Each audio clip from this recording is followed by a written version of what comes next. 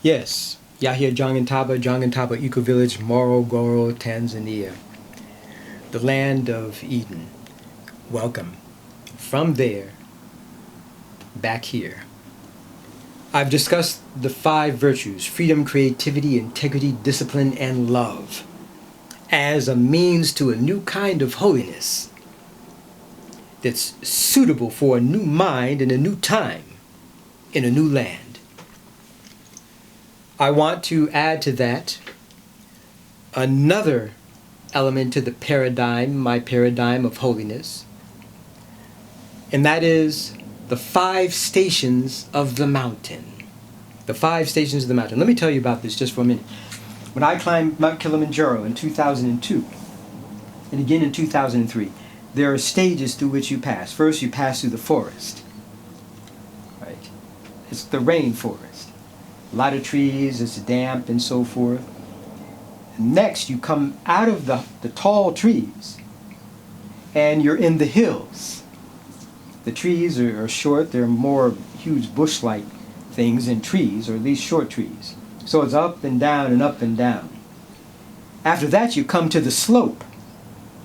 That's a kibo. You go up kibo.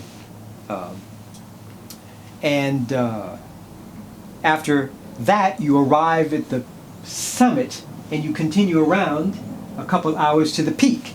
And so I call that stage the summit peak. Summit is usually just referring to the top of a mountain, and it is the top, but there's the highest point, the peak. So we have forest, hills, slope, the summit peak, and then as the 5th station of the mountain, there's the descent. There's the going down. You climb up and you climb back down. And the interesting thing about climbing down, you have a lot of questions in your mind while you're going up. Like, why am I doing this? This is difficult. But you also have a question or two as you're going down. Now that I've made it to the top, to the summit peak, what do I do with this experience? Where do I go with it? And so this is the going down. The 5 stations of the mountain are forest, hills, slope, summit peak, and descent. I'm calling this another element to a new paradigm of holiness. You can view your life in these 5, from the purview of these 5 stations of the mountain. And you can climb the mountain once and go down. You can climb it again and go down. You can climb it again and go down. It's kind of an oscillation, you see, between going up and down. Now, that doesn't mean that we make spiritual advances in holiness and then we step back, or we decline, or desist, or lose our advantages or our progress. No. It just means that life is like that. It's an oscillation, a swing. It's an up and down, and it's a healthy thing. I go up through the 5 stations and down, making 5 stations of the mountain, and now I'm at another stage. I don't lose my progress. I'm continuing at another stage of going up the 5 stations and down. So we have these periods, and they will always, always come, of living in the forest, the beginning of a new climb.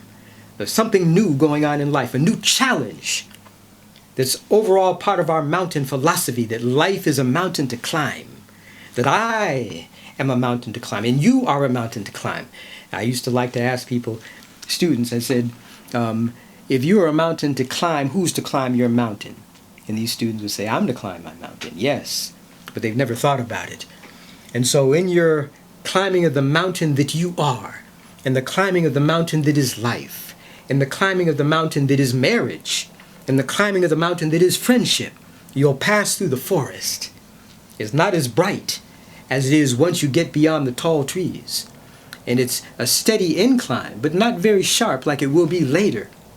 And so we're in the forest, the beginning of a new climb, a new experience, a new friendship, marriage or what have you that's new, until we get to the hills. And whoa, we all know you make a new friend, you have a new marriage or whatever, And then there's up and down. You see, you have steps forward and steps backward. But what you want is I take 2 steps forward and maybe I take 1 step back. You don't want to take 1 step forward and go 2 steps back. You're climbing down the mountain rather than climbing up. And so, in the hills, it's kind of like that at times, isn't it? You climb forward, 2 steps forward, and you may end up taking 1 step back. You climb 3 steps forward, you may end up taking 1 back. As long as your ascent is greater than your descent, then you're okay. And life is like that. After you come out of the forest, with it's nice and cool, you're blocked from the sun and so forth, and you have some breeze from the trees that are tall, but once you get to the hills, you're exposed because the trees are small. And so it's up and down at that point. Then you come to the slope. Now that's the steep part, and you know exactly what I'm talking about.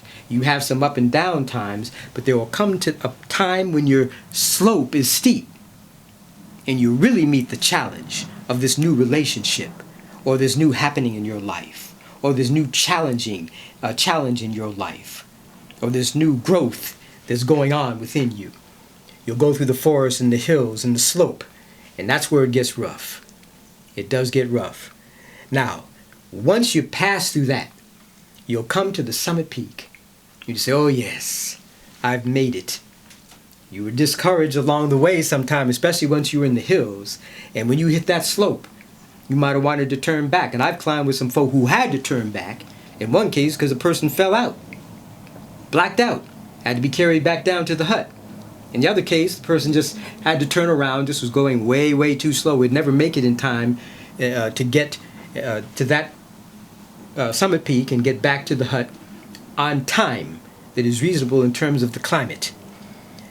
So once you reach the summit peak and you're feeling glorious, you've made it. You've made it.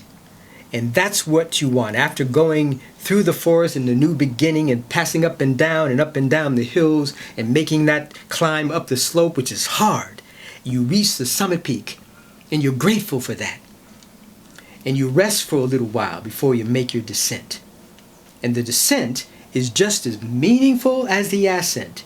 Sometimes more importantly, because once you've made it to that point in your relationship or your personal growth, you have to ask yourself, well, what do I do with this now?